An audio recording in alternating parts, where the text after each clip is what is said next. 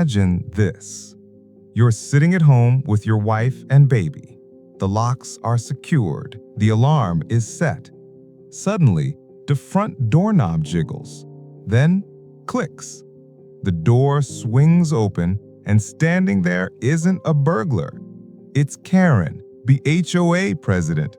She's holding a master key, smirking like she owns the place. But tonight, her little power trip is about to end. Because the moment she steps inside, she finds something waiting she never expected. Police officers. And all of them are here for her. When my wife and I moved into Pinecrest Estates, I thought we'd finally found peace. Safe streets, quiet nights, and a place to raise our newborn daughter, Lily. But there was one problem. The HOA president, Karen. She fined us for everything. Our porch light was too bright. My wife's hanging plants were unsightly. Even Lily's stroller on the porch was unapproved furniture. Still, I let it slide. I was a retired cop. I knew how to pick my battles. But Karen, she had no idea who she was messing with. One night, I noticed something strange. Our front doormat was slightly moved. A week later, our mailbox lock was scratched. Then, one morning, my wife swore she heard a key turning in the door, but when she checked, no one was there. That's when it hit me. Karen had a master key. She wasn't just running the HOA, she was trying to run our lives. Instead of confronting her, I did what I was trained to do: set a trap. I called in a few favors from the local precinct, told them what I suspected.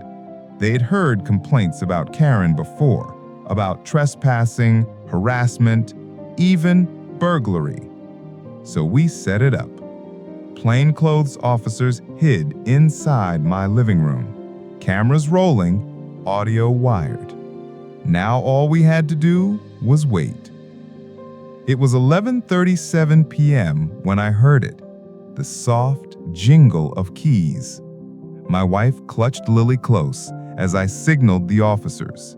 We killed the lights, waited in silence. Then, click. The door turned. The door swung open, and there she was, Karen. Clipboard in one hand, flashlight in the other, smirking like she owns the place. She stepped inside like she owned the place. "Just checking for unauthorized furniture," she whispered to herself. She froze when the living room lights blazed on.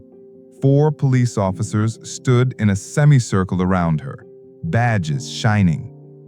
Karen's face drained of color. "What is this?" she stammered. I stepped forward, arms crossed. "This is breaking and entering, Karen, and it's over." One of the officers read her rights as she stammered. "You can't arrest me. I'm the HOA president. I have authority." The sergeant barked back, "Lady, this isn't authority, it's a crime." When they cuffed her, the smugness finally cracked. She went from bold to begging in seconds. "Please, you don't understand. I was just checking for rule violations." But the officers had already seen the footage, and the evidence was airtight. The next morning, the entire neighborhood knew. Videos of Karen's arrest spread like wildfire. Families who'd been bullied for years finally came forward with their own stories. Turns out, Karen had been sneaking into homes for months. Inspections, she called them. But in reality, she was just feeding her obsession with control. Now, she's facing charges of breaking and entering, harassment, and abuse of power. And Pinecrest Estates finally has peace. That night, as I tucked Lily into her crib, my wife smiled at me. "Feels like we finally got our home back." I kissed her forehead, my eyes drifting toward the locked front door. Karen thought she owned this neighborhood, but she forgot one thing.